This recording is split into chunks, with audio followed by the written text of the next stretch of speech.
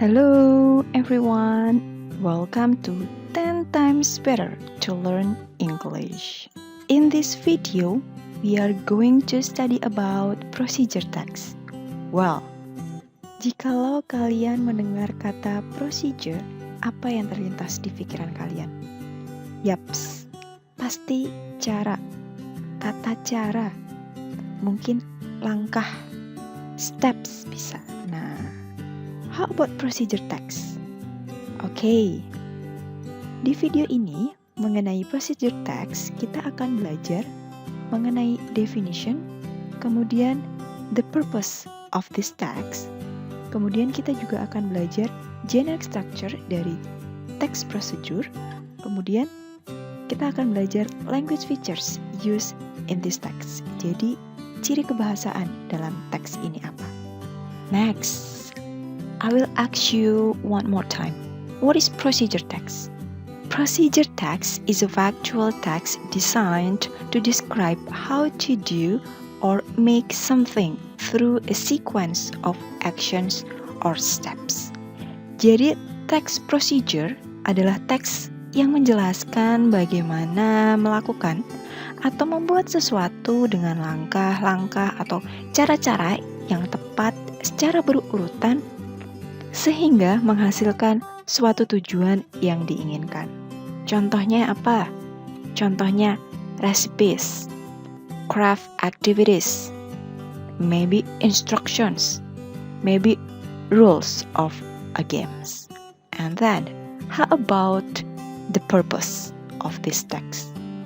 Of course, the purpose of this text is to describe or to tell the readers the step or the way how to do or make something. Okay, next. How about the generic structure of procedure text? When we want to make a procedure text, start with goal or purpose. Di bagian ini menunjukkan tujuan dari teks tersebut apa. And then, next, yaitu materials or ingredients or tools. Di tahap ini, di step ini menunjukkan bahan atau alat apa yang dibutuhkan. And next, selanjutnya yang paling penting adalah steps, yaitu langkah-langkah yang harus dilakukan. Setelah mempelajari definition, kemudian purpose, dan juga generic structure, kali ini kita akan membahas mengenai language features of procedure text. Dalam procedure text, tenses yang digunakan adalah simple present tense. Kemudian, bentuk kalimatnya adalah imperatif atau kalimat perintah. Contohnya, cut the potatoes, or turn on the TV, open the window, and etc. Selanjutnya, kata kerja yang digunakan adalah action verb. Contohnya seperti cut, mix, type, put, plug, turned, and etc. Selanjutnya menggunakan temporal conjunctive markers seperti first, next, then, and, finally. Kalian juga bisa menggunakan first, second, third, fourth, dan lain sebagainya. Yang selanjutnya yaitu the use of adverbial or adverb to explain details like time, place, or manner. Contohnya yaitu for 5 minutes or 2 hours. Sebagai contoh dalam kalimat bake the cake for 5 minutes or bake the cake for 2 hours. Selain itu, kalian juga bisa menggunakan adverb of manner seperti carefully, slowly, quickly, and etc. Selanjutnya, kalian juga bisa menggunakan adverb of place. Sebagai contoh, put the cake in the refrigerator. Contoh lain yaitu on the home tab in the convert group, click to word, dan lain sebagainya. Let's try to make a procedure text. Anggap saja kita akan membuat omelet. Well, untuk membuat procedure text, apa yang harus kalian lakukan pertama kali? Yaps, yang pertama adalah membuat goal atau purpose-nya. Di sini saya akan memberikan contoh mulai dari purpose, kemudian diikuti oleh materials atau ingredients yang dibutuhkan, kemudian diikuti oleh step-stepsnya. Oke, yang pertama, how to make a delicious omelette at home. Before you start to make an omelette, you should prepare ingredients first, such as 1 or 2 eggs, 3 tablespoons of cooking oil or butter, a pinch of salt, pepper, and beef or sausage or mushroom or vegetables. Besides that, you also need some kitchen utensils like a frying pan, a fork, a bowl, a spatula, and a plate.